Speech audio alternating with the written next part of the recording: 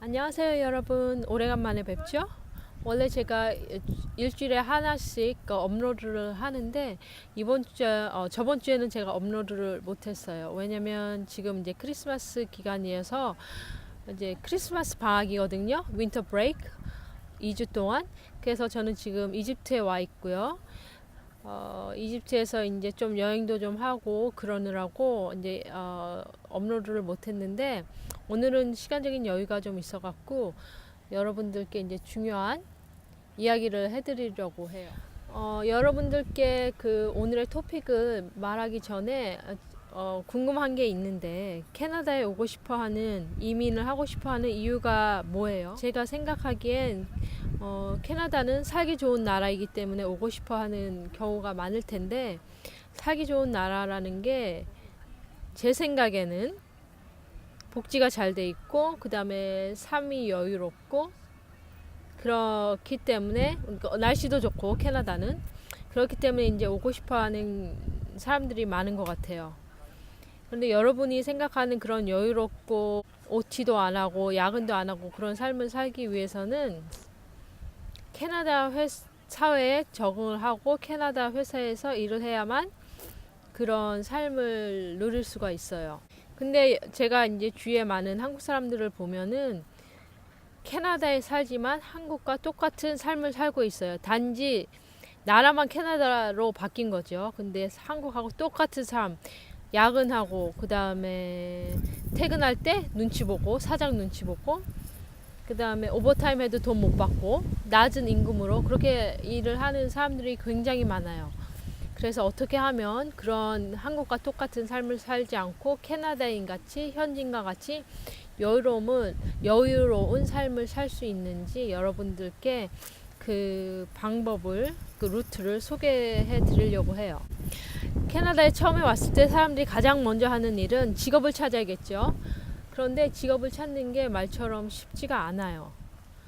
왜냐하면 첫 번째는 그 캐나다에서 그 에듀케이션 백그라운드가 전혀 없고, 그 다음에 이제 캐나다에서 일한 경험도 없고, 그렇기 때문에 캐나다 그 회사에서 일을 한다는 게 하늘의 별 따기죠. 하지만 사람들이 이제 트라이를 해보죠. 캐나다 회사에 이제 많이 이력서도 내보고, 만약에 자기가 전문직이라면 자기가 전문적인 스킬이 있기 때문에, 예를 들어서 뭐 IT나 아니면 뭐 자기가 간호사였다, 트라이를 해보죠. 하지만 대부분이 95% 정도 거의 페일을 한다고 볼 수가 있어요. 그래서 사람들이 두 번째로 눈을 돌리는 곳이 이제 한국인 회사예요. 왜냐면 이제 당장 돈이 필요하니까. 그래서 한국인 회사에 가서 취직을 하는데 자기가 생각하는 삶하고 전혀 다른 이제 삶을 살게 되는 계기가 되는 거죠. 왜냐하면 한국인 오너에, 한국인 직원에, 그 다음에 시스템도 한국하고 똑같아요. 그래갖고 퇴근할 때 눈치 봐야 되고, 그 다음에 어쩔 때는 토요일 날도 나와서 일해야 되고, 캐네디언들은 노는 공휴일, 예를 들어서 12월 26일이 복싱데이라서 이제 대부분 캐네디언 회사는 쉬거든요. 근데 한국 회사들은 쉬지 않아요. 대부분.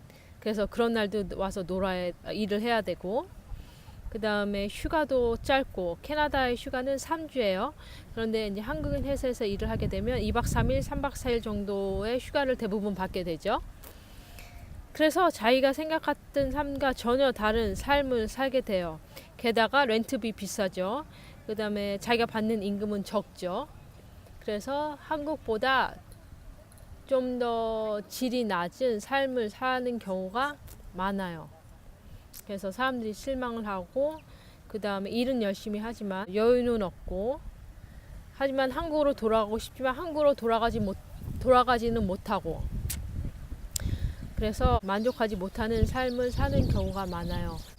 그래서 이제 뒤늦게 사람들이 캐나다 회사로 옮기려고 시도를 하죠. 근데 또 말처럼 또 쉽지 않아요. 왜냐면 한국인 회사에서 일을 하게 되면 영어가 늘지가 않아요. 한국말로 한국인들과 일을 하는데 어떻게 영어가 늘겠어요. 그래서 어울리는 그룹도 대부분은 한국 사람들하고만 어울려요.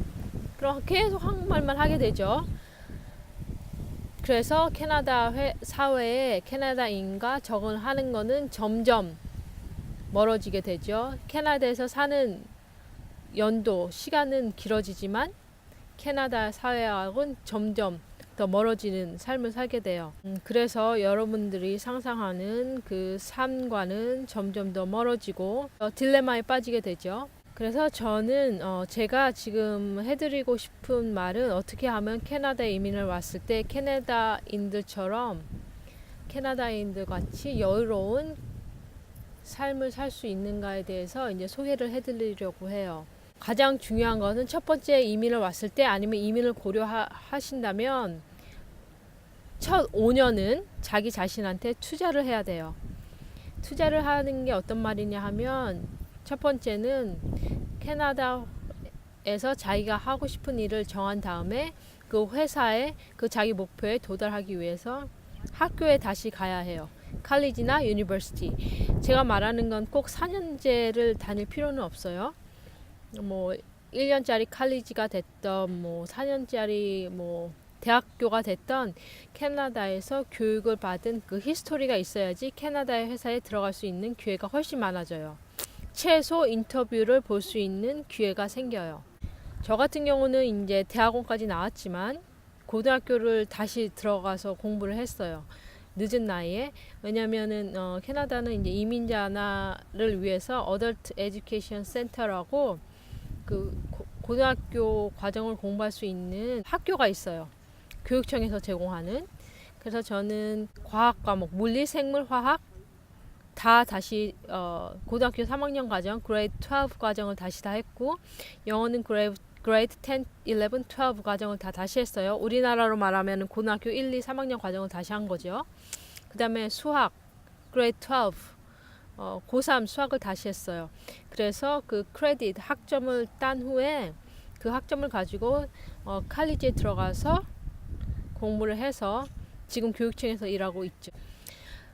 칼리지를 졸업하고 나서 이력서를 넣으면 최소한 그 인터뷰할 기회가 생겨요. 아까도 말했듯이. 그래서 이제 인터뷰를 보고 통과를 하면 캐나다 회사에 들어가게 되는데, 인터뷰도 굉장히 중요해요. 우리나라 인터뷰는 대부분 뭐 압박 면접 이래갖고 뭐 이상한 질문 하잖아요. 근데 캐나다는 절대 그러지 않아요. 일에 관련된 질문을 하기 때문에 자기가 준비를 잘 하면 예상 문제를 이제 인터넷이나 뭐 구글을 해서 뽑아서 자기가 이제 연습을 하면 충분히 인터뷰에 통과를 할 수가 있어요. 인터뷰 대답할 때도 이제 한국하고 좀 다른 게, 캐나다는 자기의 경험을 이야기를 해야 돼요. 인터뷰를 볼 때.